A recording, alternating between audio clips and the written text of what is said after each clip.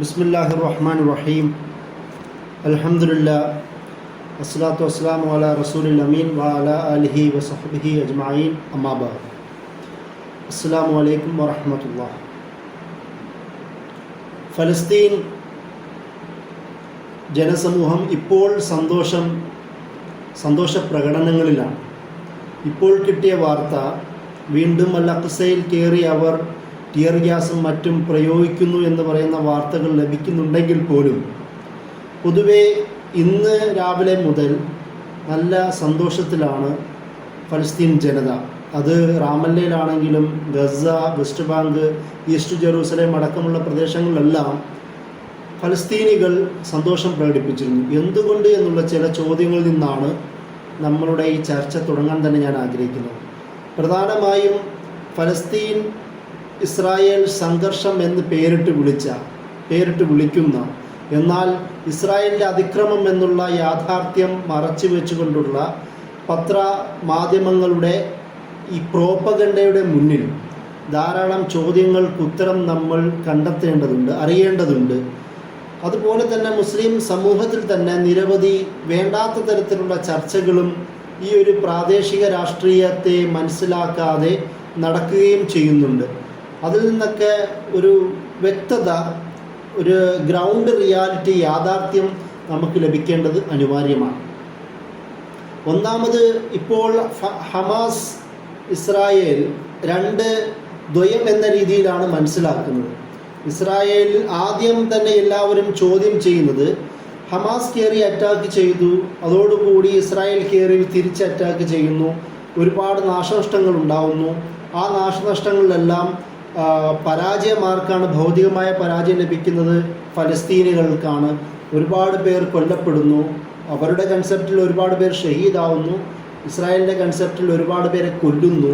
അതുപോലെ ഒരുപാട് ഓഫീസുകൾ, പത്രമാധ്യമ സെൻറ്ററുകൾ, അതുപോലെ സ്കൂളുകൾ, ഹോസ്പിറ്റലുകളെല്ലാം തകർന്ന് തരിപ്പണമാക്കുന്നു എന്ന് പറയുന്ന ചില സംഭവങ്ങളാണ് നമ്മൾ കാണുന്നത്. ഇപ്പോൾ ഈ ഒരു ചിത്രം കാണുമ്പോൾ സാധാരണ മനസ്സിൽ വരുന്നത്, വെറുതെ ഫലസ്തീനികൾ ചെറിയ വടി കൊടുത്ത് വലിയ അടി വാങ്ങുന്ന ഒരു സ്വഭാവം കാണിക്കുന്നത് കൊണ്ടാണ് ഇത് സംഭവിക്കുന്നത് എന്ന തരത്തിലുള്ള വായനകൾ പോലും മുസ്ലിം സമൂഹത്തിൽ തന്നെ രൂപപ്പെടുകയാണ് ചെയ്യുന്നത്. ഇത് യഥാർത്ഥത്തിൽ ഫലസ്തീനികളുടെ പ്രതിരോധത്തെയോ അവരുടെ പോരാട്ടത്തെയോ അവർ നിൽക്കുന്ന സംഘർഷ സാഹചര്യത്തെയോ ഒന്നും മനസ്സിലാക്കാതെയോ ഒന്നും മനസ്സിലോട്ട് കൊണ്ടുവരാതെയോ തലയിലേക്കും ഹൃദയത്തിലേക്കും കൊണ്ടുവരാതെ ജീവിക്കുന്ന ചില ആൾക്കാരുണ്ടാക്കുന്ന ഊഹാപോഹങ്ങളാണ് ഇത് എന്നത് നമ്മൾ ആദ്യം മനസ്സിലാക്കേണ്ടതുണ്ട്. ഒന്നാമത്, എന്തിനാണ് ഹമാസ് പ്രതിരോധിക്കുന്നത്? നിരവധി വേറെയും സംഘടനകളുണ്ട്. നിങ്ങൾക്കറിയാമോ, 1948 ഇസ്രായേൽ സ്ഥാപിച്ചതിന് ശേഷം നിരവധി തവണ പോരാട്ടങ്ങൾക്ക് നേതൃത്വം കൊടുത്ത സംഘടനയാണ് PLO. PLO എന്ന് പറയുന്നത് ഫലസ്തീൻ ലിബറേഷൻ ഓർഗനൈസേഷൻ എന്ന് പറയുന്ന ഒരു അംബ്രല്ലയാണ്. ആ സംഘടനയ്ക്കുള്ളിൽ നിരവധി സംഘടനകൾ ഒന്നിച്ച് വർക്ക് ചെയ്തിരുന്നു. അതിലധികവും കമ്മ്യൂണിസ്റ്റ്, സോഷ്യലിസ്റ്റ്, നാഷണലിസ്റ്റ്, സെക്യുലറിസ്റ്റ് സംഘടനകളാണ്. കാരണം PLOയുടെ തന്നെ പ്രധാനപ്പെട്ട സ്ഥാപക നേതാക്കന്മാർ അത് അറബ് നാഷണലിസ്റ്റുകളായിരുന്നു. പിന്നീട് യാസർ അറഫാത്ത് 1969 അതിൻ്റെ ലീഡർഷിപ്പിലേക്ക് വരുന്നു. യാസർ അറഫാത്ത് അറബ് നാഷണലിസ്റ്റ്, ഫലസ്തീൻ നാഷണലിസ്റ്റ് കൺസെപ്റ്റുള്ള ഒരാളാണ്. അത് യാസർ അറഫാത്തിൻ്റെ തന്നെ നേതൃത്വത്തിൽ രൂപീകരിക്കപ്പെട്ട ഫതഹ് എന്ന് പറയുന്നത് ഫലസ്തീൻ നാഷണലിസ്റ്റ് സോഷ്യലിസ്റ്റ് അപ്രോച്ചുള്ള സംഘടനയാണ്. അതേ സാഹചര്യത്തിൽ ഈ PLOയിൽ നിരവധി കമ്മ്യൂണിസ്റ്റ് ബാക്ക്ഗ്രൗണ്ടുള്ള, സോഷ്യലിസ്റ്റ് ബാക്ക്ഗ്രൗണ്ടുള്ള സംഘടനകളും ചേർന്നു. ഇപ്പോഴും അതിൽ നല്ലൊരു ശതമാനം സംഘടനകൾ സ്വയം വിള്ളലുണ്ടാകുകയും അതിൽ നിന്ന് വിള്ളലുണ്ടാവുകയും ഈ പറയുന്ന സംഘടനകൾ ഇപ്പോൾ നിലവിലുള്ള സംഘടനകളുമായി ലയിച്ചു ചേർന്ന സാഹചര്യമുണ്ട്. ഞാൻ ഈ സംഘടനകളുടെ കാര്യം പറയുന്നത് എന്തിനാണെന്ന് വെച്ചാൽ, ഹമാസ് മാത്രമല്ല ഈ തരത്തിലുള്ള പ്രതിരോധ പ്രവർത്തനം നടത്തിയത്. PLO എന്ന് പറയുന്ന ആ അംബ്രല്ല, ഒരുപാട് സംഘടനകളുടെ ആ കൂട്ടായ്മ അടക്കം നിരവധി പോരാട്ടങ്ങൾ, ഗറില്ല പോരാട്ടങ്ങൾ, ഫതഹ്, യാസർ അറഫാത്തിന്റെ നേതൃത്വത്തിലുള്ള ഫതഹ് അടക്കം നിരവധി ഗറില്ല വാറുകൾ തന്നെ നടത്തിയ ചരിത്രങ്ങൾ അവർക്കുണ്ട്. എന്നാൽ 1974 ആ ഒരു പശ്ചാത്തലത്തിൽ UN തന്നെ PLOയെ സോൾഡ് റെപ്രസെൻറ്റേറ്റീവ് ഓഫ് പലസ്തീൻ എന്ന് പറയുന്ന ഒരു പൊസിഷൻ നൽകിയതോടുകൂടി പതുക്കെ ഈ PLO എന്ന് പറയുന്ന സംഘടനയുടെ ഒരു പോരാട്ട മുഖം കുറയുകയും, ഇല്ലാതാവുകയല്ല, കുറയുകയും അവർ കൂടുതൽ ചർച്ചകളിലേക്കും അനുരഞ്ജന വർത്തമാനങ്ങളിലേക്കും പോകുന്ന ഒരു പശ്ചാത്തലം രൂപപ്പെടുന്നുണ്ട്.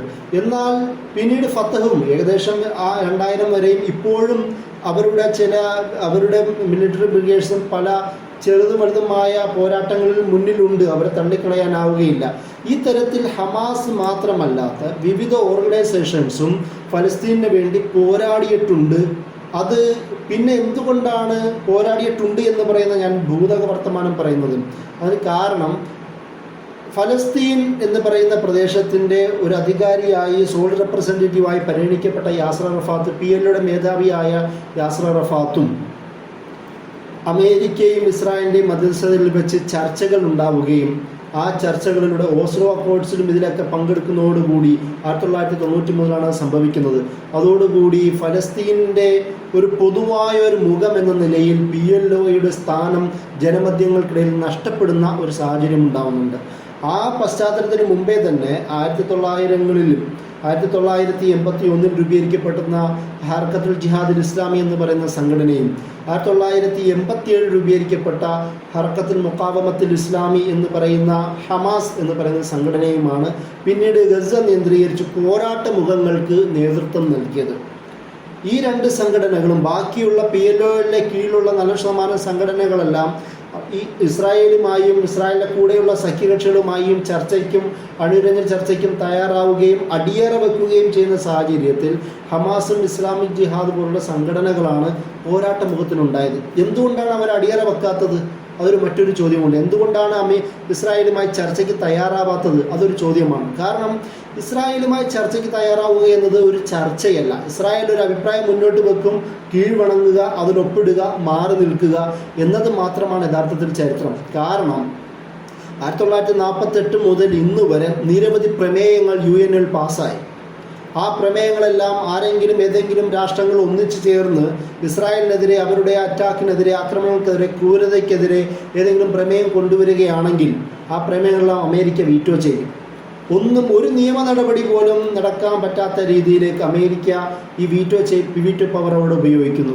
അതുപോലെ തന്നെ UN ഒരുപാട് പ്രമേയങ്ങൾ പാസ്സാക്കിയിട്ടുണ്ടെങ്കിൽ പോലും ഒന്നും നടപ്പിലാവാത്ത അവസ്ഥയിലായി പോകുന്നു. മൈറ്റ് മാത്രം ഉപയോഗിച്ചുകൊണ്ട് ഈ പറയുന്ന സംഘടനകളെ ഇല്ലാതാക്കുകയും തങ്ങൾക്ക് അധികാരമുണ്ട്, തങ്ങൾ പറയുന്ന രീതിയിലേക്ക് വരിക എന്ന് പറയുന്ന ഒരു കാഴ്ചപ്പാട് മാത്രമാണ് ഇതുവരെയും ഇസ്രായേൽ സ്വീകരിച്ചു വന്നിരിക്കുന്നത്. അതുകൊണ്ട് ഫലസ്തീനികൾ ആവശ്യപ്പെട്ട തരത്തിലുള്ള അവരുടെ അഡ്വക്കസി അതിനൊന്നും ഇതുവരെ അംഗീകരിക്കുന്ന ഒരു സാഹചര്യത്തിലേക്ക് ഇസ്രായേൽ വന്നിട്ടില്ല. അതുകൊണ്ട് തന്നെയാണ് ഇതൊരു അനുരഞ്ജന ചർച്ചയല്ല, ശക്തിയുടെ വർത്തമാനം കേൾക്കുന്ന, അതിന് വിധേയപ്പെട്ട കുറച്ച് അറബുകളുടെയും അതിൻ്റെ കുറേ ഭരണകർത്താക്കളുടെയും കുറച്ച് ലീഡേഴ്സിൻ്റെയും അവസ്ഥ മാത്രമാണ് ഈ ചർച്ചകൾ. അതൊരു ചർച്ച പോലും അല്ലാതിരിക്കുന്ന സാഹചര്യമാണ് യഥാർത്ഥത്തിലുള്ളത്. ഇതുകൊണ്ട് തന്നെയാണ് ഹമാസും ഇസ്ലാമിക് ജിഹാദ് പോലുള്ള സംഘടനകൾ അതിനെ അംഗീകരിക്കാത്തത്. അതാണ് ഒന്നാമത്തെ വിഷയം. ചർച്ചകളെ എന്തുകൊണ്ട് പരിഗണിക്കുന്നില്ല എന്ന് പറയുന്ന ചോദ്യം, അതിനാണ് ഞാൻ ഉത്തരം നൽകിയത്. കാരണം പുതിയ ചർച്ചകൾ നോക്കുക. 2020 നടന്ന ഓഗസ്റ്റ് 13 നടന്ന അബ്രഹാം ഒക്കോഡ്സ് എന്ന പേരിൽ നടന്ന ചർച്ചകളുടെ തന്നെ അവസ്ഥ നിങ്ങൾ ആലോചിച്ച് നോക്കുക. ഫലസ്തീനികളുടെ ഒരു റെപ്രസെൻറ്റേഷൻ പോലും ഇല്ലാതെ UAEയും അമേരിക്കയും അതുപോലെ തന്നെ ഇസ്രായേലും ചേർന്നുകൊണ്ട് ഫലസ്തീനികൾക്ക് വേണ്ടി അവിടെ നടക്കുന്ന സെറ്റിൽമെൻറ്റ് എന്ന പേരിൽ നടക്കുന്ന ഈ ഒക്കുപേഷനെ ഇല്ലാതാക്കും, നിർത്തിവെക്കുമെന്ന് പറഞ്ഞ വാഗ്ദാനത്തിൻ്റെ പേരിൽ ഒപ്പിട്ടതാണ് യഥാർത്ഥത്തിൽ നടന്ന അബ്രഹാം അക്കോർഡ്സ് എന്ന് നടന്ന ആ സന്ധി. അത് യഥാർത്ഥത്തിൽ ആര് തമ്മിലുള്ള സന്ധിയാണ്? UAEയും ഇസ്രായേൽ നടന്ന സന്ധിയാണ്. അതിൽ ഒരു ഫത്തഹ് പോട്ടെ, PLO പോട്ടെ, ഹമാസോ വിവിധ സംഘടനകളോ ഒരു സംഘടനകൾ പോലും പങ്കില്ല. ഇതിൽ കൂടി പങ്കുള്ളത് ഈ ബഹ്റൈനും അമേരിക്കയ്ക്കും ഇസ്രായേലിനും അതുപോലെ തന്നെ UAEയും അമേരിക്കയ്ക്കും ഇസ്രായേലിനും വേണ്ടി മാത്രമാണ്. ഫലസ്തീനികളുടെ പങ്കില്ലാത്ത, ഫലസ്തീനികളുടെ അപ്രീതി മാത്രം ലഭിച്ച ഈ കരാർ മാത്രമാണ്. അതുകൊണ്ട് ഫലസ്തീനികളുടെ വിഷമത അനുഭവിക്കുന്ന, അതുപോലെ സമ്മർദ്ദവും ഈ ക്രൂരമായ പീഡനങ്ങളും 77 വർഷം നീണ്ടു നിൽക്കുന്ന ഈ അധിനിവേശവും അനുഭവിക്കുന്ന ഫലസ്തീനികളുടെ പ്രാതിനിധ്യമില്ലാതെ രൂപീകരിക്കപ്പെട്ടതാണ് പുതിയ കരാറ് പോലും. അതുകൊണ്ട് തന്നെയാണ് ഹമാസ് പോലുള്ള സംഘടനകൾ അല്ലെങ്കിൽ ഇസ്ലാമിക് ജിഹാദ് പോലുള്ള സംഘടനകൾ ഈ തരത്തിലുള്ള അക്കോർഡ്സുകളെ, പുതിയ സന്ധികളെയെല്ലാം തള്ളിക്കളയാൻ തയ്യാറെടുത്തതും.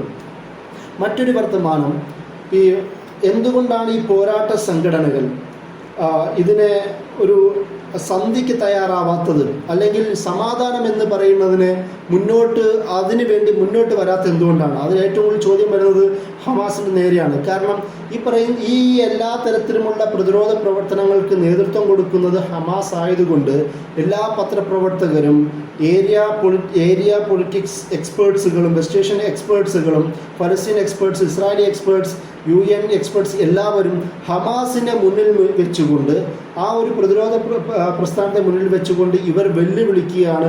ഇവർക്ക് സമാധാനം വേണ്ട, ഇവരുടെ അറ്റാക്ക് കാരണമാണ് ഗസയിലെ ഫലസ്തീനികൾക്കൊക്കെ ഈ ബുദ്ധിമുട്ട് വരുന്നത് എന്ന് പറയുന്ന ഒരു വർത്തമാനമുണ്ട്. യഥാർത്ഥത്തിൽ ഹമാസ് എന്ന് പറയുന്ന പ്രസ്ഥാനത്തെക്കുറിച്ച് വ്യക്തമായ ധാരണയില്ലാത്തതിൻ്റെ ഒരു കാരണവും കൂടിയാണ് അത്. 2017 ഹമാസിന് 1987 ഹമാസ് രൂപീകരിക്കപ്പെട്ടത്.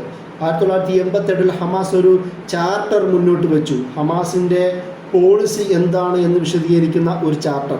ആ ചാർട്ടറിൽ ഹമാസ് പ്രത്യേകം പറഞ്ഞു, ആദ്യമേ ഇസ്രായേലിനെ അംഗീകരിക്കാത്ത, ഇസ്രായേൽ എന്ന് പറയുന്ന ഒരു എൻറ്റിറ്റി അംഗീകരിക്കാത്ത ഒരു തരത്തിലുള്ള വിശദീകരണങ്ങൾ മുഴുവനുമായിരുന്നു അതുണ്ടായിരുന്നത്. അതിൽ പ്രത്യേകം പറഞ്ഞിരുന്നു, ഞങ്ങൾ യഹൂദർ വിരുദ്ധരല്ല, സയോണിസ്റ്റ് വിരുദ്ധരാണ്, ഭരണകൂട വിരുദ്ധരാണ് എന്നൊക്കെയുള്ള വിശദീകരണങ്ങൾ അതിൻ്റെ അകത്തുണ്ട്.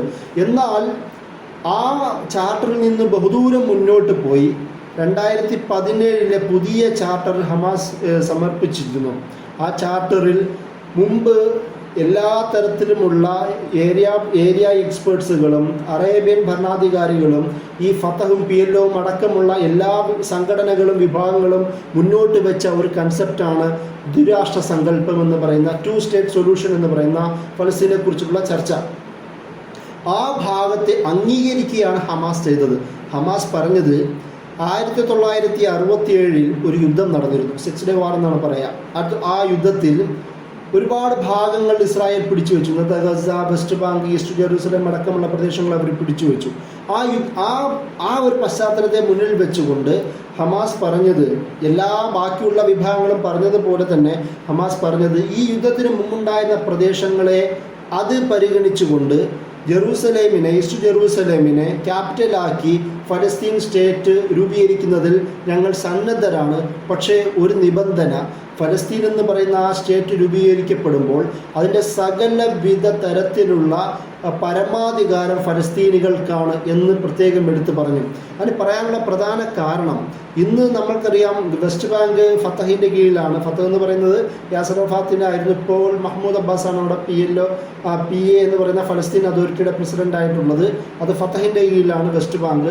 ഗസ എന്ന് പറയുന്ന ഹമാസിൻ്റെ കീഴിലാണ്. ഈ ഈസ്റ്റ് ജെറൂസലേം, മസ്ജിദ് അഖ്സ അടക്കമുള്ള ഫുൾ പ്രദേശങ്ങൾ ഇൻ്റർനാഷണൽ കമ്മ്യൂണിറ്റിയുടെ കീഴിലാണ് എന്നാണ് പറയുന്നതെങ്കിൽ പോലും അക്ഷരാർത്ഥത്തിൽ അത് ജൂയിഷ് സൈന്യത്തിൻ്റെ കീഴിലാണ്. അതുപോലെ തന്നെ വെസ്റ്റ് ബാങ്ക് എന്ന് പറയുന്നത് ഫത്തഹിൻ്റെ കീഴിലാണെങ്കിൽ പോലും അക്ഷരാർത്ഥത്തിൽ അതിൻ്റെ സെക്യൂരിറ്റി കയ്യിലുള്ളത് ഇസ്രായേലിനാണ്. അങ്ങനെ ആ ഉടമ്പടിയുടെ ഭാഗമായിട്ടാണ് അതങ്ങനെ നിലനിൽക്കുന്നത്. എന്നാൽ ഗസ എന്ന് പറയുന്ന ഭാഗത്ത് മാത്രമാണ് ഇസ്രായേൽ സൈന്യത്തിന് പ്രത്യേകിച്ച് അധികാരമില്ലാത്തത്. അതുകൊണ്ട് തന്നെയാണ് ഈ നിരന്തരം യുദ്ധങ്ങൾ അങ്ങോട്ടുണ്ടാവുന്നത്. അതുകൊണ്ടാണ് ഹമാസിന് അവർക്ക് അറ്റാക്ക് ചെയ്യാനും വളരെ സ്വതന്ത്രമായി പ്രതിരോധ പ്രവർത്തനങ്ങൾ നടത്തുവാനും കഴിയുന്നത്. ഈ ഒരു സാഹചര്യം നിലനിൽക്കുന്നത് കൊണ്ടാണ് ഇസ്രായേലി സൈന്യത്തിൻ്റെ വെസ്റ്റ് ബാങ്കിലെയും ഈസ്റ്റ് ജെറൂസലേമിലുള്ള സാന്നിധ്യം നിലനിൽക്കുന്നത് കൊണ്ടാണ് ഇനി അങ്ങനൊരു സ്റ്റേറ്റ് ഉണ്ടാവുകയാണെങ്കിൽ ഒരിക്കലും ഇസ്രായേൽ സൈന്യം ആഭ്യന്തര വിഷയത്തിൽ ഇടപെടുകയും അവരുടെ ക്രമസമാധാന നിലപാട് ഒക്കെ നോക്കുന്നത് ഫലസ്തീൻ സൈന്യം തന്നെ ആയിരിക്കും എന്ന തരത്തിലുള്ള ചാർട്ടറാണ് ഹമാസ് മുന്നോട്ട് വെച്ചത്. എന്നാൽ ആ ചാർട്ടർ ഇറക്കിയ അന്ന് തന്നെ നെതന്യാഹുവിൻ്റെ ഒരു വീഡിയോ വളരെ ഫേമസ് ആയിരുന്നു. ആ വീഡിയോയിൽ അദ്ദേഹം നടത്തുന്ന പരിപാടിയിൽ ആ ചാർട്ടർ വലിച്ചു കീറി കുപ്പത്തൊട്ടയിലിടുന്ന ഒരു വീഡിയോ തന്നെ അന്ന് ഫേമസ് ആയിരുന്നു. കാരണം അത്രത്തോളം അവഗണിക്കുകയാണ്. അറബികൾ മുന്നോട്ട് വെക്കുന്ന ഒരു തരത്തിലുമുള്ള പീസ് പ്ലാനുകളെ അംഗീകരിക്കാത്ത ഇസ്രായേലിനോടാണ് ഇസ്രായേലിനെ കുറിച്ചിട്ടാണ് നമ്മൾ ഈ പറയുന്ന സമാധാന പ്രവർത്തനങ്ങളെല്ലാം പറയുന്നത് എന്നത് വളരെ രസകരമായ കാര്യവും കൂടിയാണ്. അപ്പോൾ ഇതുകൊണ്ടാണ് ഹമാസ് പോലും ഈ തരത്തിലുള്ള പ്രതിരോധ പ്രവർത്തനങ്ങൾക്ക് നേതൃത്വം കൊടുക്കുന്ന ഹമാസും ഇസ്ലാമിക് ജിഹാദും പോലുള്ള സംഘടനകൾ സമാധാന പ്രക്രിയയ്ക്ക് അറബ് ലോകം തന്നെ സമ്മതിച്ച ഈ 2 സ്റ്റേറ്റ് സൊല്യൂഷനെ അംഗീകരിക്കുന്ന സാഹചര്യം പോലും വന്നതിന് ശേഷവും ഇസ്രായേൽ അംഗീകരിക്കാത്ത ഒരു സാഹചര്യം കൂടിയാണ് എന്നതാണ് രണ്ടാമതായി എനിക്ക് പറയാനുള്ള മറ്റൊരു കാര്യം. ഇനി ഇതിൻ്റെ കൂടെ മറ്റൊരു പ്രധാനപ്പെട്ട പോയിന്റ്, ഇസ്രായേൽ എന്ന് പറയുന്ന വിഷയത്തെ ശക്തമായി സയോണിസ്റ്റ് ഭരണകൂടത്തെയും അവരുടെ അതിക്രമങ്ങളെയും എതിർക്കുമ്പോൾ ഫലസ്തീനിന് ഗസയിലെ ഇസ്ലാമിക് ജിഹാദിനും ഹമാസിനും ചുറ്റുപാടുമുള്ള വിവിധ രാഷ്ട്രങ്ങളിൽ നിന്ന് നിരവധി സഹായങ്ങൾ ലഭിക്കാറുണ്ട്. അതിൽ പ്രധാന സഹായിയാണ് ഇറാനുണ്ട്, ഖത്തറുണ്ട്, തുർക്കിയുണ്ട്, പാകിസ്ഥാൻ, അതുപോലെ വേറെ ചില രാഷ്ട്രങ്ങളുമുണ്ട്. പേര് വെളിപ്പെടുത്താൻ അവർ ആഗ്രഹിക്കില്ല. പല രീതിയിൽ സാമ്പത്തിക സഹായങ്ങളൊക്കെ അവർ ചെയ്തു കൊടുക്കാറുണ്ട്. അതിൽ പ്രമുഖരാണ് ഈ പറയുന്ന ആദ്യത്തെ ഇറാൻ, ഖത്തർ, തുർക്കി രാഷ്ട്രങ്ങൾ. ഇവരുടെ 3 പേരുടെയും പൊസിഷൻ നമുക്ക് ചർച്ച ചെയ്യേണ്ടതുണ്ട്. ആദ്യം നമുക്ക് ഇറാനെ കുറിച്ച് ചർച്ച ചെയ്യാം. എന്തുകൊണ്ടാണ് ഇറാൻ ആ രാഷ്ട്രത്തെ സഹായിക്കാൻ തയ്യാറാവുന്നത്? ഒന്ന്, ഇറാനെ കുറിച്ച് നമുക്ക് എല്ലാവർക്കും അറിയാം. ഇറാനെ കുറിച്ച് ആദ്യം നമ്മൾ കേൾക്കുമ്പോൾ, ഒരു മുസ്ലിം ഇറാനെ കുറിച്ച് കേൾക്കുമ്പോൾ അത് ഷിയ രാഷ്ട്രമാണ്. അപ്പോൾ പിന്നെ നമ്മൾ അതിലേക്ക് ചർച്ചയിൽ അടുത്ത് പോകുന്നത് അത് ഷിയ ആണ്. അപ്പോൾ ഷിയ നമ്മൾ ആലോചിക്കും ഷിയ മുസ്ലിമാണ്. യഥാർത്ഥത്തിൽ ഇതിൽ രസകരമായ ഒരു കാര്യം, ഞാൻ പേർഷ്യൻ സ്റ്റുഡൻ്റാണ്. പേർഷ്യൻ ഡിപ്പാർട്ട്മെൻറ്റിൽ ഞാൻ അധ്യാപകനും കൂടിയായിരുന്നു. അപ്പോൾ എൻ്റെ അടുത്ത് ഒരു ഷിയയി വിദ്യാർത്ഥി എന്നോട് ചോദിച്ചത്, നിങ്ങൾ സുന്നികൾ മുസ്ലിങ്ങളാണോ എന്നാണ് ചോദിച്ചത്. അതായത് നമ്മൾ സുന്നികളായ നമ്മൾ ഇവിടെ ഇരുന്ന് ഷിയാക്കൾ മുസ്ലിങ്ങളാണോ എന്ന് ചോദിക്കുന്ന അതേപോലെ തന്നെ ഷിയാക്കളും അതുപോലെ ചോദിക്കുന്നു, സുന്നികൾ മുസ്ലിങ്ങളാണോ? ഈ ഒരു സാഹചര്യമാണ് നമ്മുടെ മുഴുവൻ കൗമിലും ഉള്ളത്. നമ്മൾ ഇവിടെ ഇരുന്ന് സെക്ടേറിയൻ പൊളിറ്റിക്സിനെ കുറിച്ച് മാത്രം സംസാരിക്കുകയും എന്തുകൊണ്ടാണ് ഇറാൻ എന്ന് പറയുന്ന രാഷ്ട്രം, ഇറാൻ എന്ന് പറയുന്ന ഷിയ എന്നതിൻ്റെ അപ്പുറം ഇറാൻ എന്ന് പറയുന്ന രാഷ്ട്രം ഫലസ്തീനികളെ സഹായിക്കാൻ തയ്യാറെടുക്കുന്നത് എന്ന ചിന്തയിലേക്ക് പോകുന്നില്ല. യഥാർത്ഥത്തിൽ ഇസ്ലാമിക് റിപ്പബ്ലിക് ഓഫ് ഇറാൻ എന്ന് പേരിട്ട് വിളിച്ച 1979 ഇമാം ഖുമേനിയുടെയും സഹപ്രവർത്തകരുടെയും നേതൃത്വത്തിൽ നടന്ന രക്തരഹിത വിപ്ലവത്തിലൂടെയാണ് ഇറാൻ എന്ന് പറയുന്ന ആധുനിക സ്റ്റേറ്റ് രൂപപ്പെട്ടത്. അതിനു മുമ്പ് വരെ 1926 മുതൽ 1979 വരെ നീണ്ടുനിന്ന കാലഘട്ടത്തിൽ അവിടെ ഭരിച്ചിരുന്ന പഹ്ലവി ഡൈനാസ്റ്റി യഥാർത്ഥത്തിൽ അമേരിക്കയുടെയും ഇസ്രായേലിൻ്റെയും ബ്രിട്ടൻ്റെയും എല്ലാം ഒരു താഴെ കീഴ്വണങ്ങി ജീവിച്ചിരുന്ന ഒരു ഡൈനാസ്റ്റി ആയിരുന്നു. ഈ ഡൈനാസ്റ്റിയെ തൂത്തെറിഞ്ഞുകൊണ്ടാണ് ഇറാൻ്റെ ഉള്ളിലുള്ള ബ്രിട്ടൻ്റെയും ഇസ്രായേലിൻ്റെയും അമേരിക്കയുടെയും വിദേശ ശക്തികളുടെയും മുഴുവൻ അധികാരത്തെയും അവരുടെ സാന്നിധ്യത്തെയും ഇല്ലാതാക്കിയിട്ടാണ് ഇറാൻ എന്ന് പറയുന്ന ഇപ്പോഴുള്ള സ്റ്റേറ്റ് സ്ഥാപിക്കപ്പെട്ടത്. അതുകൊണ്ട് തന്നെ അവർ തിയോളജിക്കലി പോലും അതിനെ കണ്ടു. ഷൈത്താനുൽ അക്ബർ എന്നാണ് അമേരിക്കയെ ഈ ഇമാം ഖുമൈനി അടക്കമുള്ള ആൾക്കാർ വിശേഷിപ്പിച്ചത്. ഇസ്രായേലിനെയും അതുപോലെ തന്നെ ഷൈത്താൻ എന്നാണ് വിശേഷിപ്പിച്ചത്.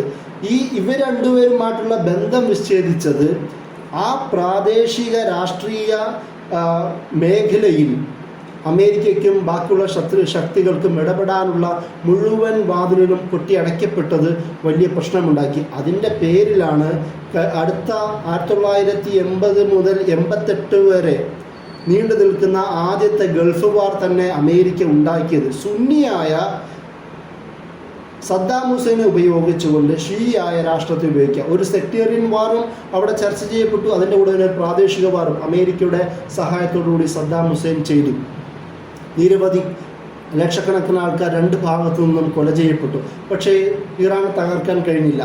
അതുകൊണ്ട് തന്നെ അന്നും ഇന്നും സയോണിസ്റ്റ് വിരുദ്ധതയും അമേരിക്കൻ വിരുദ്ധതയുമുള്ള അതുപോലെ തന്നെ ഷീ ഡൈമെൻഷനും അവിടെ വ്യക്തമാണ്. കാരണം ചുറ്റുപാടുമുള്ള സൗദി അറേബ്യ അടക്കമുള്ള UAE, ബഹ്റൈൻ അടക്കമുള്ള രാഷ്ട്രങ്ങളിലെല്ലാം അവിടെയുള്ള ഭരണാധികാരികൾ സുന്നി ഭരണാധികാരികളാണ്.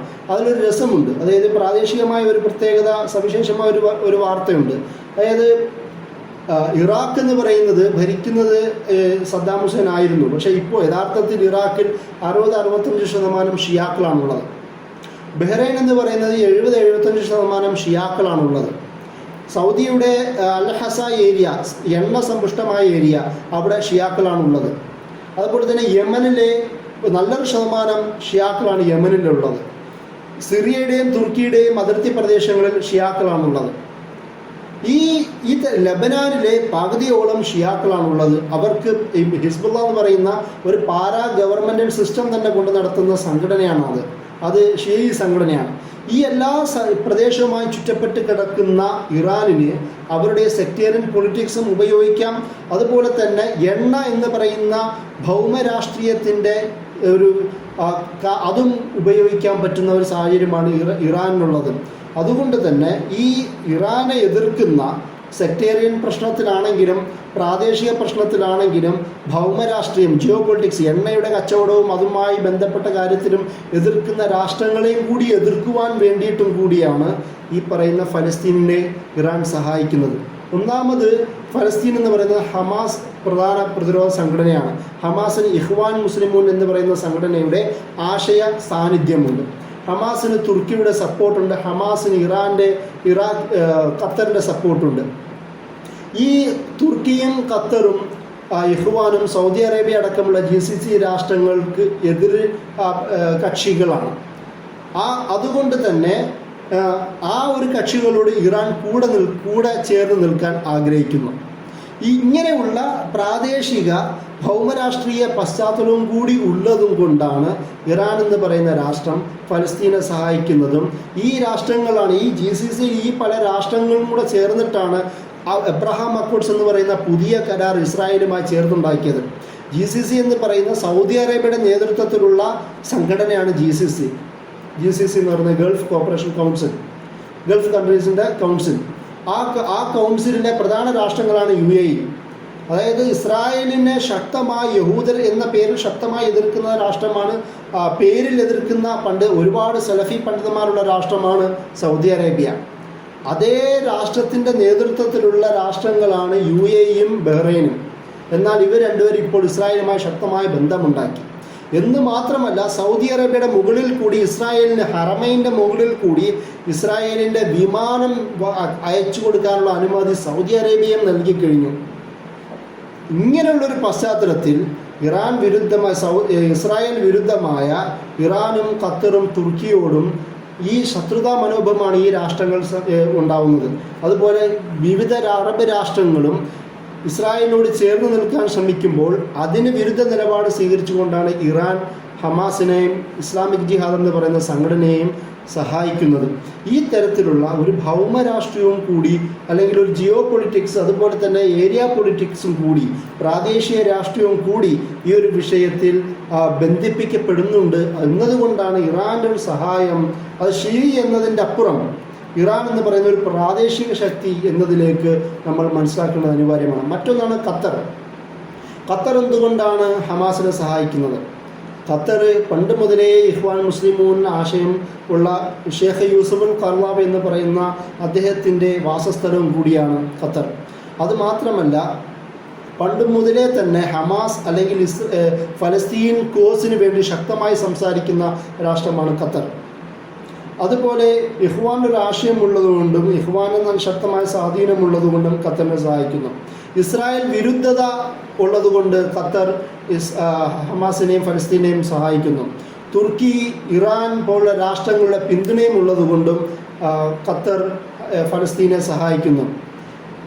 ഖത്തറിന് എതിരെ GCC രാഷ്ട്രങ്ങൾ ഉപരോധം ഏർപ്പെടുത്തിയപ്പോൾ, പ്രത്യേകിച്ച് സൗദി അറേബ്യയുടെ നേതൃത്വത്തിൽ ഉപരോധം ഏർപ്പെടുത്തിയപ്പോൾ ആ ഉപരോധത്തിൽ കൊടുത്ത ചില നിബന്ധനകൾ നമ്മൾ അറിയേണ്ടതുണ്ട്.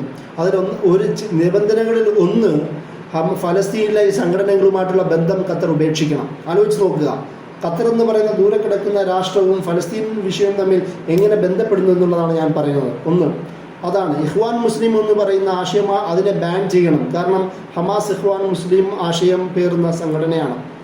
തുർക്കിയുടെ ബേസ് ഖത്തറിൽ പണിയുന്നത് ഒഴിവാക്കണം. കാരണം ഫലസ്തീൻ വിഷയത്തിൽ ഏറ്റവും കൂടുതൽ ശക്തമായി ഭാഷയിൽ സംസാരിക്കുന്ന, ഇസ്രായേലിനെയും അമേരിക്കയും ചോദ്യം ചെയ്യുന്ന ക്രൂദ്ധനായ എർദോഗാൻ്റെ നാടാണ് തുർക്കി. അതുകൊണ്ട് ഇതൊരു വിഷയമായി വരുന്നു. അതുപോലെ തന്നെ ഇറാനുമായിട്ടുള്ള ബന്ധം ഉപേക്ഷിക്കണം.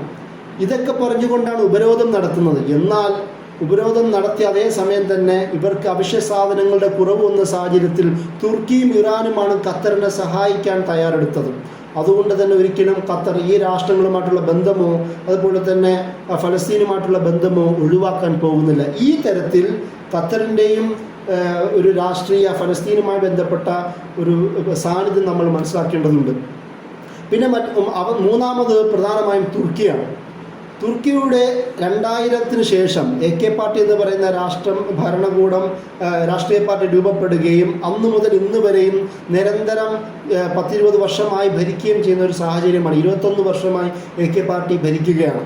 അന്നു മുതൽ തുർക്കിയുടെ അതിനു മുമ്പുള്ള ഫോറിൻ പോളിസി എന്ന് പറയുന്നത് വെസ്റ്റ് ലുക്ക് ഫോറിൻ പോളിസി ആയിരുന്നു. ഈസ്റ്റിലെയോ മുസ്ലിം രാഷ്ട്രത്തെക്കുറിച്ച് യാതൊരു ബാധ്യതയോ ഉത്തരവാദിത്വമോ ചിന്തയോ ഇല്ലാതെ ഉണ്ടായിരുന്ന ഒരു തുർക്കിയായിരുന്നു മിലിറ്ററിയുടെ നേതൃത്വത്തിലുണ്ടായിരുന്ന തുർക്കി. ആ മിലിറ്ററിയുടെ ആധിപത്യം ഇല്ലാതാക്കിക്കൊണ്ടാണ് AK പാർട്ടി എന്ന് പറയുന്ന റജബ് തയ്യിബ് എർദോഗാൻ നേതൃത്വത്തിൽ ഈ തുർക്കി രൂപപ്പെടുന്നതും അതോടുകൂടി തന്നെ ഈസ്റ്റ് ലുക്ക് പോളിസി എന്ന് പറയുന്ന ഒരു പോളിസി തുർക്കി ഫോറിൻ പോളിസി ഐഡിയലായി അവർ വിശാലമാക്കുകയും എന്നിട്ട് അത് പ്രാക്ടിക്കലായി നടപ്പിലാക്കാൻ ശ്രമിക്കുകയും ചെയ്തതിൻ്റെ പ്രധാന ഫാക്ടറുകളിലൊന്നാണ് ഫലസ്തീനുമായിട്ടുള്ള തുർക്കിയുടെ പ്രധാന ബന്ധം. അതിൻ്റെ പേരിൽ പലതവണ തുർക്കിയും ഇസ്രായേലും തമ്മിൽ ഉടക്കിയിട്ടുണ്ട്. നിങ്ങൾക്കറിയാമോ, 1948 ഇസ്രായേൽ സ്ഥാപിക്കപ്പെട്ടതിന് ശേഷം ആദ്യമായി ഇസ്രായേലിനെ അംഗീകരിച്ച ഒരു സ്റ്റേറ്റ് എന്ന് പറയുന്നത് തുർക്കിയായിരുന്നു. 1953 അവിടെ എംബസി പോലും നിർമ്മിച്ചു. കാരണം അന്ന് തുർക്കി കമാലിസ്റ്റ് മിലിറ്ററി പവറിൻ്റെ നേതൃത്വത്തിൽ ഭരിക്കപ്പെടുന്ന ഒരു രാഷ്ട്രമായിരുന്നു. ഇസ്ലാമുമായും മുസ്ലിങ്ങളുമായും യാതൊരു വിധത്തിലുള്ള ബന്ധങ്ങളും ഇല്ലാതിരിക്കുന്ന താല്പര്യമില്ലാത്ത ഒരു രാഷ്ട്രമായിരുന്നു. യൂറോപ്പും വെസ്റ്റേണും മാത്രം അത് കടമെടുക്കാനും ഏറ്റെടുക്കാനും വെമ്പുന്ന ഒരു രാഷ്ട്രമായിരുന്നു. അതുകൊണ്ട് തന്നെ ഇസ്രായേലുമായിട്ട് ആദ്യമേ അവർ ബന്ധമുണ്ടാക്കി. ആ തുർക്കിയാണ് 2000-ന് ശേഷം അവർ ഫോറിൻ പോളിസി മുഴുവൻ മാറ്റുകയും ഫലസ്തീൻ എന്ന് പറയുന്ന ഒരു പ്രധാന കോസിനെ എടുത്ത് ഈ ഇസ്രായേലിനെതിരെ ശക്തമായി സംസാരിക്കുകയും ചെയ്യുന്ന ഒരു സാഹചര്യം ഉണ്ടാകുന്നുണ്ട്. അതായത് ഷീമോൺ പെരസിനെ ഒരു ദാവോസിലെ എക്കണോമിക് ഫോറത്തിൽ വെച്ചുകൊണ്ട് നേരിട്ട് നിങ്ങൾ ഫലസ്തീനി കുഞ്ഞുങ്ങളെ കൊല്ലുന്ന ഒരാളാണ്, നിങ്ങൾ ജനസൈഡ് നടത്തുന്ന കൂട്ടക്കൊല നടത്തുന്ന മസാക്ര നടത്തുന്ന ആൾക്കാരാണ്, നിങ്ങളൊരു കൊളോണിയൽ ശക്തിയാണ്, അധിനിവേശ ശക്തിയാണ് എന്നൊക്കെ മുഖത്ത് പറഞ്ഞുകൊണ്ട് ഇറങ്ങിപ്പോകുന്ന ഒരു സീനുണ്ട് എർദോഗാൻ്റെ. അതുപോലെ തന്നെ 2010 ശേഷം ഫ്രീഡം ഫ്ലോട്ടില സംഭവം എന്ന് പറയുന്ന ഒരു സംഭവം ഉണ്ടാകുന്നുണ്ട്.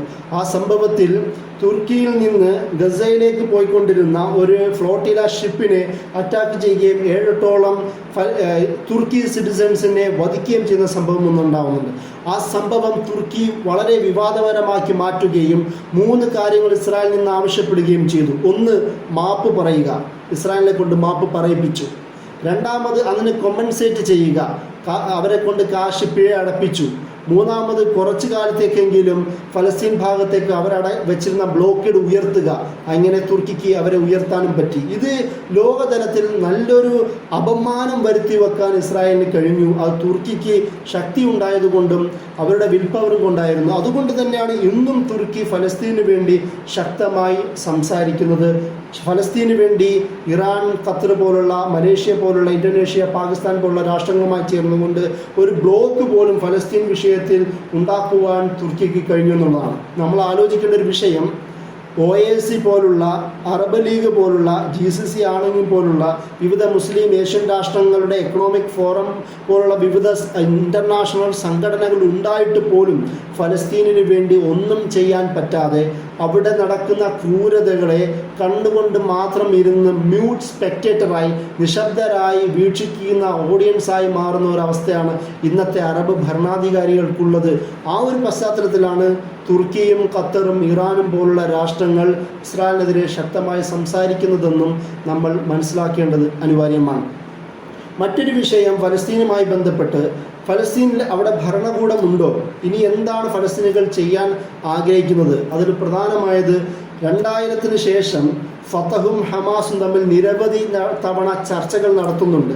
ആ ചർച്ചകളുടെ ഭാഗമായി 2005-2006 കാലങ്ങളിൽ ഇലക്ഷൻ ഉണ്ടാവുകയും ആ ഇലക്ഷനിൽ ഭൂരിപക്ഷം ഹമാസിന് ലഭിക്കുകയും അങ്ങനെ അവിടെ ഭരണകൂടം PA എന്ന് പറയുന്ന ഫലസ്തീൻ അതോറിറ്റിയുടെ കീഴിൽ ഒരു ഭരണകൂടം രൂപീകരിക്കുകയും ചെയ്തു. എന്നാൽ നമ്മൾ അറിയേണ്ടതുണ്ട്, ഫലസ്തീൻ എന്ന് പറയുന്ന ഭാഗത്ത് ഹമാസിനെ പോലുള്ള ഇസ്രായേൽ വിരുദ്ധരായ, അമേരിക്കൻ വിരുദ്ധരായ ഒരു ശക്തിക്ക്, രാഷ്ട്രീയ പാർട്ടിക്ക്, ഒരു മൂവ്മെൻറ്റിന് അധികാരം നൽകുന്നത് ഇസ്രായേൽ ഒരിക്കലും അനുയോജ്യമല്ല എന്നതുകൊണ്ട് തന്നെ അവർക്കിടയിൽ പ്രശ്നങ്ങൾ ഉണ്ടാക്കുകയും ചില റിപ്പോർട്ടുകൾ തന്നെ പറയുന്നത് ഫതഹിൻ്റെ ഓഫീസിൽ ഇസ്രായേലുമായി ബന്ധപ്പെട്ട ചില രേഖകൾ പോലും കിട്ടിയെന്നാണ് ഹമാസ് പിന്നീട് വെളിപ്പെടുത്തിയത്.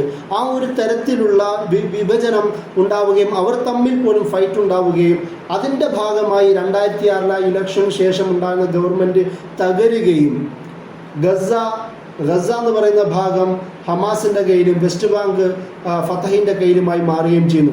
ഫതഹിൻ്റെ കയ്യിലാണ് എന്ന് പറയുന്നത് വെറും നോമിനൽ ആണെങ്കിലും അതിൻ്റെ അധികാരവും മിലിറ്ററി സെക്യൂരിറ്റി മുഴുവനും ഉള്ളത് ഇസ്രായേലിൻ്റെ കയ്യിലാണ്. ഈ തരത്തിൽ അവിടെ വീണ്ടും ഈ സംഭവങ്ങൾക്കൊക്കെ ശേഷവും ഇത്രയും വലിയ സംഘർഷങ്ങൾ രണ്ട് പാർട്ടികൾക്കിടയിൽ ഉണ്ടായിട്ടുണ്ടെങ്കിൽ പോലും വീണ്ടും ഹമാസും ഫതഹും തുർക്കിയുടെ നേതൃത്വത്തിൽ തന്നെ ചർച്ചകൾ നടത്തുകയും അത് ഈ മെയ് മാസത്തിൽ തന്നെ, മെയ് കഴിഞ്ഞ 15 തന്നെ ഇലക്ഷൻ നടത്താൻ തീരുമാനിക്കുകയും ചെയ്തിരുന്നു. പക്ഷേ ഇസ്രായേലിൻ്റെ സമ്മർദ്ദമുണ്ട് എന്ന പേര് പറഞ്ഞുകൊണ്ട് ഫതഹിൻ്റെ ലീഡറായ മഹ്മൂദ് അബ്ബാസ് അത് നീട്ടിവെക്കുകയാണ് ചെയ്തത്. രണ്ട് തരത്തിലാണ് അതിനെ വായിക്കേണ്ടത്. ഒന്ന്, എന്തിനാണ് ഇസ്രായേലിൻ്റെ സമ്മർദ്ദമുണ്ടെങ്കിലും ഫലസ്തീൻ കാര്യം, ഫലസ്തീൻ്റെ ആഭ്യന്തര കാര്യമായ ഇലക്ഷൻ നീട്ടിവെക്കുന്നത്? പണ്ഡിതന്മാർ ഏരിയ എക്സ്പെർട്ടിൽ പറയുന്ന രണ്ടാമത്തെ രണ്ട് കാര്യങ്ങൾ. ഒന്ന്, മഹ്മൂദ് അബ്ബാസിന് അന്ന് മുതൽ ഇന്ന് വരെ 2004 യാസർ അറഫാത്ത് മരണപ്പെടുന്നത്, അതിനുശേഷം ഇന്ന് വരെയും ഈ നീണ്ട കാലം വരെയും ഫതഹിൻ്റെ ലീഡർഷിപ്പ് അദ്ദേഹത്തിനാണ്.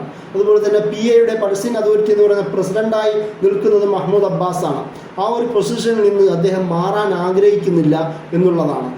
അത് മാത്രമല്ല, യാസർ അറഫാത്തിൻ്റെ കാലത്തിലായിരുന്നെങ്കിൽ പോലും മഹ്മൂദ് അബ്ബാസിനെ അമേരിക്കയ്ക്കും ഇസ്രായേലിനും നല്ല ഇഷ്ടമായിരുന്നു എന്നാണ് പത്രക്കാരൊക്കെ മീഡിയ ചർച്ചകളിൽ നിന്നൊക്കെ നമുക്ക് മനസ്സിലാക്കാൻ കഴിയുന്ന കാര്യം. കാരണം യാസർ അറഫാത്തിനെ പോലെ അത്രയും പോരാളി ആയിരുന്നില്ല, അല്ലെങ്കിൽ ആ ഒരു തരത്തിൽ ഫലസ്തീൻ വിമോചനം സംസാരിച്ച ആളായിരുന്നില്ല മഹ്മൂദ് അബ്ബാസ് എന്നതുകൊണ്ടാണ് അങ്ങനെ പറയുന്നത്. അതുകൊണ്ട് തന്നെ ഈ മഹ്മൂദ് അബ്ബാസിൻ്റെ സ്ഥാനം മാറി മറ്റൊരാൾ അതിലേക്ക് വരുന്നത് ഇസ്രായേൽ ഇഷ്ടപ്പെടുന്നില്ല എന്നതുകൊണ്ടാണ്.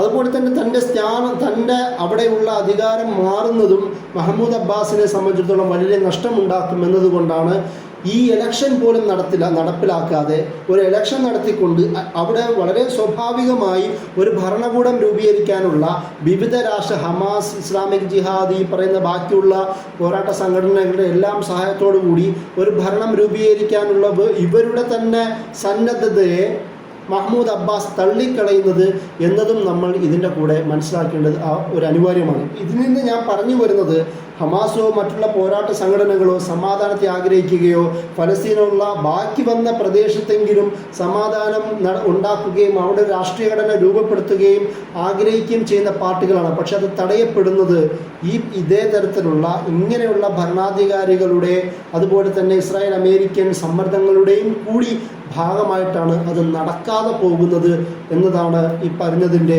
മറ്റൊരു പ്രധാനപ്പെട്ട കാര്യം. ഈ തരത്തിൽ വിവിധ ആരോപണങ്ങൾ സംഘടനകളെക്കുറിച്ചും ഫലസ്തീനെക്കുറിച്ചും ഉണ്ട് എന്നുള്ളതാണ്. കാരണം ഫലസ്തീൻ എന്ന് പറയുന്ന പ്രദേശത്തെ എന്തുകൊണ്ടാണ് എപ്പോഴും പോരാട്ട മുഖങ്ങളിൽ നിൽക്കുന്നത്? പുതിയ പോരാട്ടം എന്തുകൊണ്ടാണ് ഉണ്ടായത്? ഈസ്റ്റ് ജെറുസലേം ഭാഗത്തെ ഷേഖുൽ ജറ എന്ന് പറയുന്ന ഒരു വില്ലേജ്, ഒരു ഗ്രാമമുണ്ട്.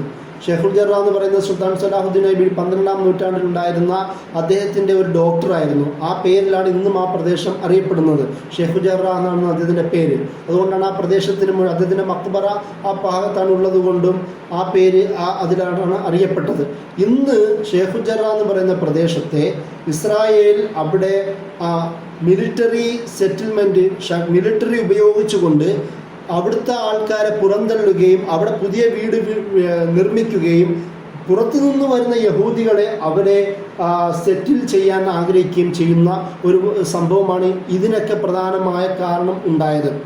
അതിൻ്റെ കൂടെ അതിനെതിരെ ഇസ്രായേലി സുപ്രീം കോടതിയിൽ അവിടെ ഉണ്ടായിരുന്ന ഫലസ്തീനികൾ കേസ് ഫയൽ ചെയ്തപ്പോൾ സുപ്രീം കോടതി പറഞ്ഞതാണ് അതിരസകരമായ കാര്യം.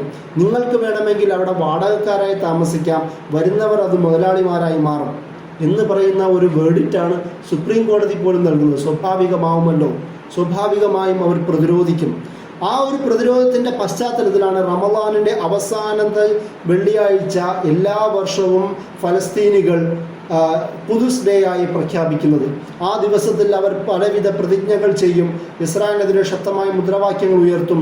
അതിൻ്റെ കൂടെ ഷേഖുൽ ജറായിലെ ഈ വിഷയവും ഖുദ്സ് ഡേയും എല്ലാം ഒന്നിച്ചു വന്നതോടുകൂടി അവിടെ കൂടുതൽ ആ ഒരു തരത്തിലുള്ള ഒരു വിസ്ഫോടന അന്തരീക്ഷം ഫലസ്തീനികൾ രൂപപ്പെടുത്തി. അതായത് അക്രമത്തിനായിരുന്നില്ല, സമാധാനപരമായിട്ടുള്ള മുദ്രാവാക്യങ്ങളായിരുന്നു നടത്തിയത്.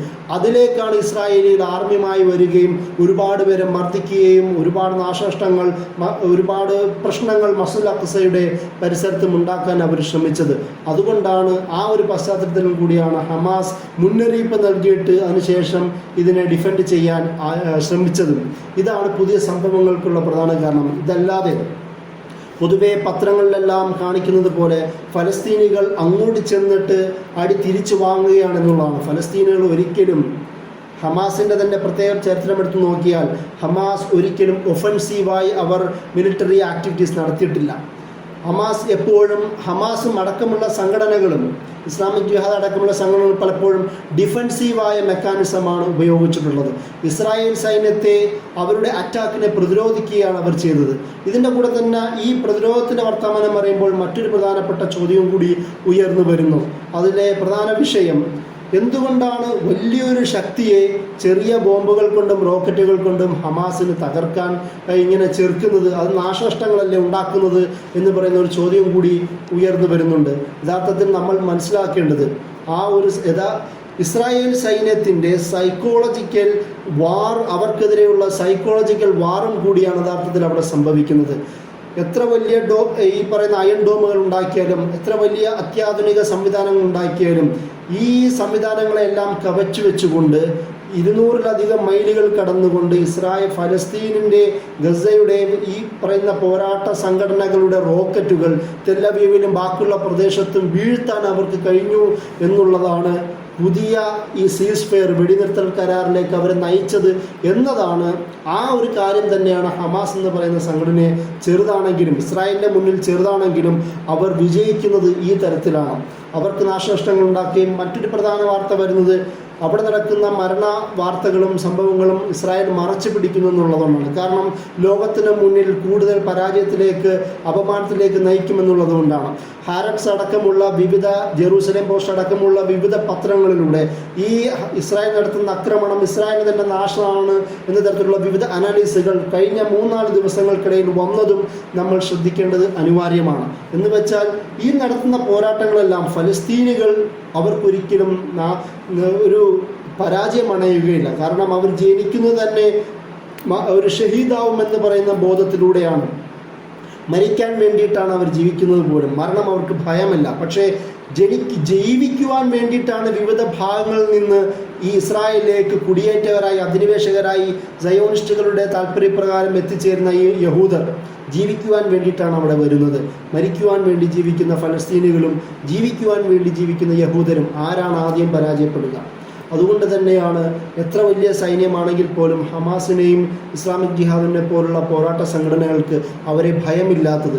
അതുകൊണ്ട് തന്നെയാണ് ഇന്നലെ രാത്രി മുതൽ ഇന്ന് വരെ കാണുന്ന ഫലസ്തീനിലെ വിവിധ ഭാഗങ്ങൾ നടക്കുന്ന ഈ സന്തോഷ പ്രകടനങ്ങൾ പോലും അവരുടെ വിജയത്തെ കുറിക്കുന്നതാണെന്ന് ഫലസ്തീനികൾ പറയാനുള്ള പ്രധാന കാരണം. ഈ തരത്തിൽ ലോക മുസ്ലിങ്ങൾക്കിടയിൽ ശക്തമായ ഒരു ഫലസ്തീൻ വികാരം ഉണ്ടാക്കിയെടുക്കാൻ ഈ അറ്റാക്കിലൂടെ കഴിഞ്ഞെങ്കിലും, അതുപോലെ തന്നെ ലോക മുസ്ലിങ്ങൾക്കിടയിൽ ഫലസ്തീനിനോട് കൂടുതൽ സ്നേഹം പ്രകടിപ്പിക്കുകയും അവിടെ പ്രാർത്ഥനകൾ നടത്താനും അതുപോലെ തന്നെ വിവിധ തരത്തിലുള്ള ഐക്യദാർഢ്യ പ്രവർത്തനങ്ങൾ ലോക തലത്തിൽ അവർക്ക് നടത്തുവാനും കഴിഞ്ഞു. ആ സപ്പോർട്ട് ഉള്ളതോടൊപ്പം തന്നെ നമ്മൾക്കും നമ്മളെപ്പോലുള്ളവർക്കും ഫലസ്തീൻ സമൂഹത്തോടും ഫലസ്തീനിലെ പ്രതിരോധ സംഘടനകൾക്കും അവർക്കൊരു രാഷ്ട്രീയ ആശയ ഐക്യദാർഢ്യം പ്രഖ്യാപിക്കേണ്ടത് അനിവാര്യമാണ് എന്ന് ഞാൻ പറഞ്ഞുകൊണ്ട് അവസാനിപ്പിക്കുന്നു. വാഖിർ ദഅവാന അൽഹംദുലില്ലാഹി റബ്ബിൽ ആലമീൻ. അസ്സലാമു അലൈക്കും.